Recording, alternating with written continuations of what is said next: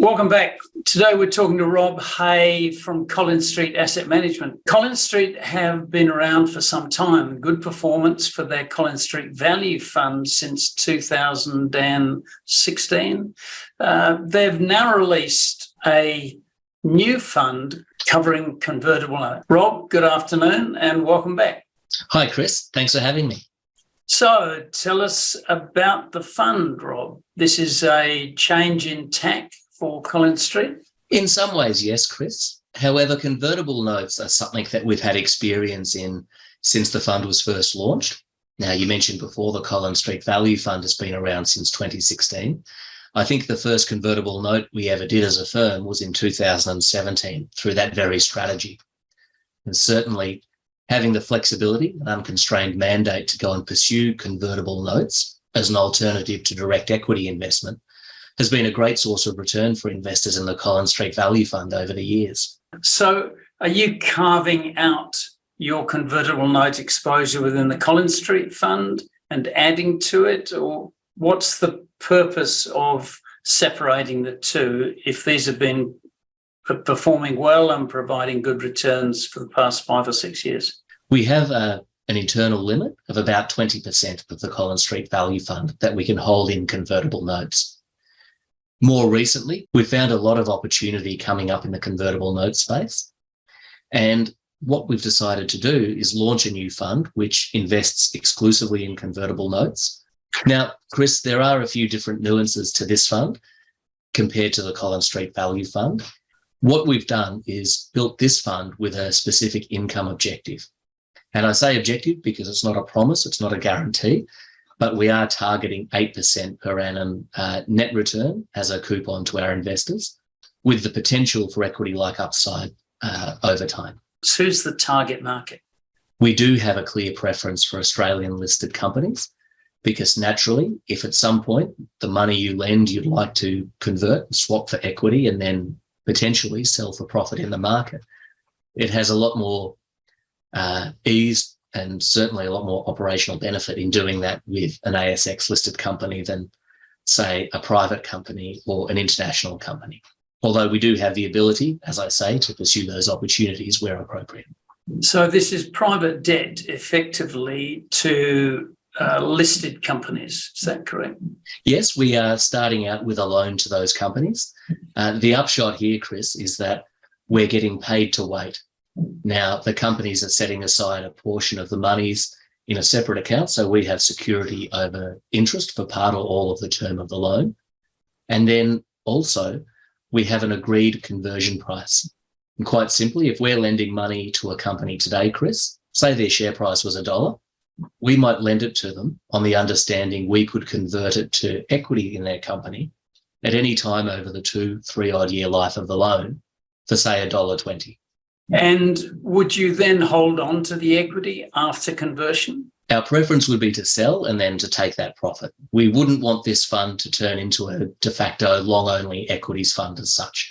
It would be very much a matter of converting where, firstly, we're above the conversion price, so there's a logical profit for us to make, but also where we have surety that there is someone on the other side of that transaction to pick up the stock. So the whole concept of this is to have a bit of the best of both worlds, is it? Yeah, definitely. Under the scenario of a convertible note, you're receiving the coupon along the way. You've got debt-like downside protecting you in the event that things go wrong or perhaps things just don't pan out the way that you would like and just treads water effectively. But if things do go well, Chris, you have the ability to participate in the upside too, should the fund choose to convert its positions. And are you doing the due diligence yourselves or are you outsourcing that? We do the due diligence on the company using the same process that we have within the Collins Street Value Fund since 2016. But where we have, say, for example, a mine site or a very unique asset, which would be the company is offering up a security, then yes, we would get independent valuations done to back up that asset that would be putting our foot on. And generally over what's the term of the loan? You mentioned 3 years. Do you have a hard and fast rule on that? Like all of these things, Chris, they're bespokely negotiated, so we do have flexibility and room to move. The most important thing is that the purpose that you're lending the money for has a chance of materialising within the life of the loan. And Rob, what's the portfolio look like at the moment? Yeah, so the fund as it stands would have about 80 million in it, plus minus. As it currently stands, we have about 5-6 notes in the fund, and it's one that we're building out over time. So every time an opportunity comes by that we have the opportunity to raise capital for, we'll be introducing a new note or something of that sort.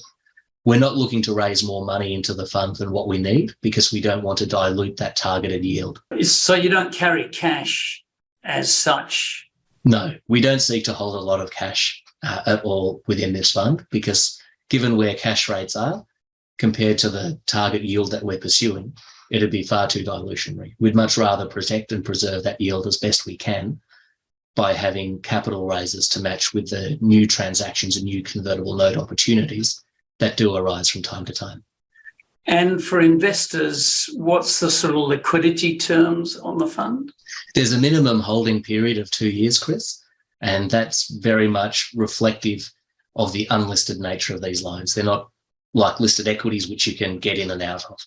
So we do have that minimum 2-year holding period, after which point we do envisage there will be liquidity windows. And that could be a result of conversion. It could be a result of loans being repaid back to us and so forth. What's performance been to date in the first 6 months? Yeah, it's for the September quarter, we paid the full 2% coupon. The quarter before that, which was the June quarter, wasn't the full 2% because the fund wasn't in existence for the full quarter. Sure.